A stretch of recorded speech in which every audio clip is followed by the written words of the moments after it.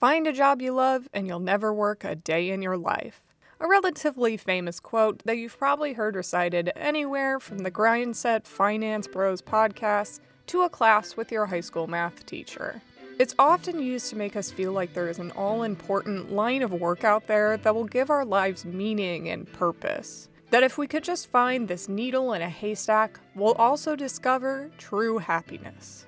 This facade slips, however, when you actually enter the workforce. No job, no matter how much you love it, will be free from the chaos life constantly throws at you. Too many hours, bad management, even not feeling appreciated can make us slowly hate what we do. No one is immune to feeling like they're drowning in the cyclical work schedule. Burnout will catch up to us. Hell, even Michael Jordan left the NBA due to the fatigue finally getting the best of him. We can love the work that we do, but work is still work. So, what then? How do we come back from this feeling of burnout, and how can we rekindle the love we find in our work? Whether that work be a menial pencil-pushing job or one where you're literally saving human lives. There comes a time when you need to reconnect with what you once found pride in, whether that means taking a break to recenter yourself or jumping down a well to end it all.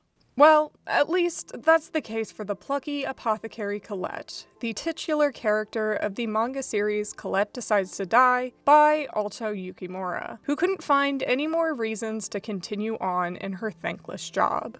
While it may seem like Colette Decides to Die would be a story with a bleak look at burnout, don't let the title fool you. The first chapter is mostly just a setup for the rest of the manga to ask the questions I just posed. It takes these questions even further with a really great twist to the premise. What if this apothecary who works to save lives meets the Lord of the Underworld, Hades, who decides their fate in the afterlife? Not only this, but Lord Hades is also dealing with the burnout of his own job that no one else can do except for him. This is what makes this manga so great, and why I've been begging for it to get licensed in English for years now. Only to be licensed by Viz and Shoujo Beat 2 years after it wrapped up the 21st volume. Colette Decides to Die is a manga that isn't afraid of death like so many of us are, and this is due to our two main characters working so closely to it, as well as the loose mythological setting where death, or lack thereof, has always been a huge factor in those stories. The setup with both Colette and Hades having burnout is how we arrive at this introspection for the rest of the series. The ability to reconnect with their jobs gives them a whole new outlook on life. But before we get into that, let's hear a word from today's sponsor. Are you on the hunt for English language manga in the EU? Then look no further than Walt's Comic Shop. Walt's has thousands of manga currently in stock, with an inventory that's growing daily. They offer low shipping prices for any EU country, with bulletproof packaging and speedy customer support. When you enter the code Colleen's Manga Rex at checkout, you'll get free shipping on your first order of €40. Order now and you can get series like Colette Decides to Die and many more at waltzcomicshop.com, your #1 source for English language manga in Europe. Now let's get back to the video.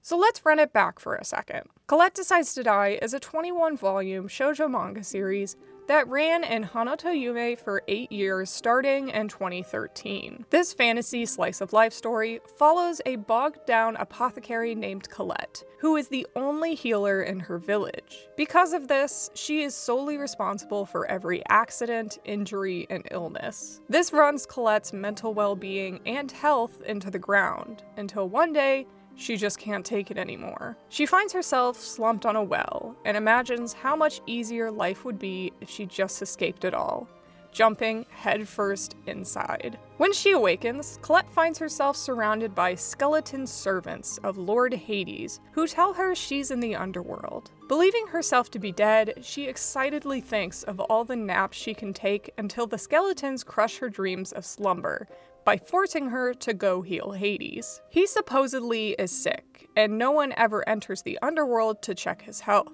It is here that she first meets Hades, who is covered in rashes due to an unknown cause. At first, Hades is reluctant of Colette's insistence on helping him recover, because he's too busy deciding what souls go to heaven and hell. However, Colette helps him realize that leaning on others in time of need isn't a weakness, but a strength, since this support will only make your important work that much easier to concentrate on. In turn, Hades helps Colette realize what her reason for becoming an apothecary was: to see the smiles of the people she helped and being the one that can support others. Thanks to Hades bringing her to the land of Asphodel, where good souls remain before returning back to the human realm, Colette is able to meet a soul that she had taken care of before they passed, telling her that they were grateful for her care and they were glad to be able to thank her. This helped Colette remember the joy she gets from her job is not the gratitude or the appreciation, it's the ability to touch the lives of those around her. On the flip side, Hades is just as much of a workaholic when he's still in recovery. It's Colette's presence that helps him slow down and absorb his surroundings, though.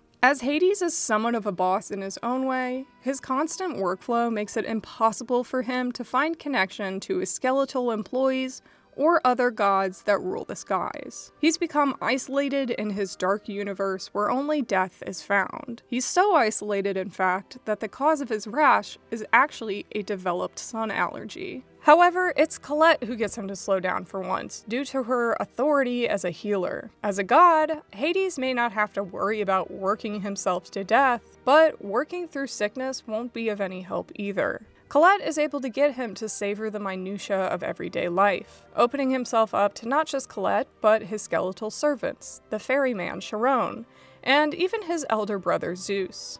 He begins to gain meaning in his life outside of just the pride he has for his work. Since this first chapter began as a one-shot, Colette's burnout and subsequent surrender of her life abated after the first chapter, but her fatigue is still an underlying part of her character as the story progresses. She has to train apprentices to help with her work, realizes the loneliness she feels with no family around, and has to grapple with the loss of loved ones, all of which she may not have been able to deal with alone. But after meeting Hades, she's able to have someone to truly talk through her emotions with. Colette may have a bright, shiny outlook that never seems like she needs help. However, it's due to her struggle to rely on others, either professionally or emotionally. This recurring theme of finding pride in your work in Colette Decides to Die is also explored in its reverse. How can we find joy in a job when there's something stopping you from doing it? This alternative comes in the form of a skeletal servant that Colette nicknames Harry, who is a tailor. His work is his passion, and he finds joy in creating decadent pieces of clothing for Hades to wear at any of the party of the gods. The only problem is that Hades never goes to them anymore due to his tendency to work himself to the bone, leaving Harry with nothing to do for the past 150 years, other than consistently sketching his ideas in his journal. It isn't until Colette comes along that Harry has the courage to ask Hades to attend another party. During this arc, Harry tells Colette that if he can't tailor, then there's no meaning to his life. In a way, this is the same for Colette, as she felt her life had no meaning if she couldn't continue as an apothecary as well, despite the burnout it causes her. Weaving another layer into this story that while work shouldn't be our everything, it also gives a great pride as people, or skeletons, to feel accomplished in our talents and passions. Otherwise, what is the point of living if we can't feel satisfaction with what we leave behind? Although there are glaring differences between Colette and Hades, their similarities are why the series plays so well into finding meaning in our lives and deaths by using the focus of our passions. They each bring a unique perspective from their lines of work, and therefore what they believe life means to them. Since Colette is an apothecary, she symbolizes life, while Hades, as the judge of souls, symbolizes death. But each is not complete without the other. These two are always in proximity to the other, putting life and death on a balance scale. Colette symbolizes life right from the beginning of her story, as when she was little, her entire village was killed in a plague, and only she was spared, directly drawing a comparison to her proximity. This doesn't particularly mean that Colette is desensitized to death, but more that she can be brave in the face of it. She doesn't fear the skeletons or the departed souls who no longer look like humans. Rather, she treats them just like she would a passerby. Even in the presence of an immortal god, she does nothing but be her overbearing self. In Hades' instance, his immortality and sorting of the human souls gives him his own perspective on life and death. He sees it not just as endings of life, but beginnings as well, putting him on the fulcrum of these two, along with Colette. The final destination for humans is not Hades' domain, as he sees the souls return back to Earth after their time in Asphodel has dwindled. The Underworld is just another version of her time on Earth that we don't remember. However, Hades is still aware of the regrets these humans have of their time with their loved ones on Earth, which is why doing your best in the time you have is such an important lesson Hades wants Colette to learn. He knows that Colette's life will end before his, and he knows she will one day have to undergo his judgment. His immortality may not let him understand the uncertainty to death, but his closeness to it is why he understands the fear of the human souls who arrive in the afterlife so well. The use of Greek mythology in Colette Decides to Die may not be the most lore accurate, but it enhances the themes of the story. Taking an immortal god who must do the same task over and over again with no days off, and juxtaposing that against essentially an on-call doctor, works incredibly well. If you put Colette and Hades on a scale, their two sides would be perfectly in balance. Life and death working in tandem. The two characters who seem completely at odds from each other are connected because of what they represent. For myself, the reason why I love this manga so much is how gentle it is with the ideas of death. In mythology, the underworld is a neutral that humans see as an inherent evil because of our own fear of the unknown. Yet, death is a natural part of life, and as humans, we can only hope that this experience comes after we've lived a truly happy life. This fulfillment can come from our work, our relationships, and our impact on others. Like Colette, we find pride and joy in our work because most of the time, our work helps us connect with others. The lasting legacy we can leave comes from the impressions we make.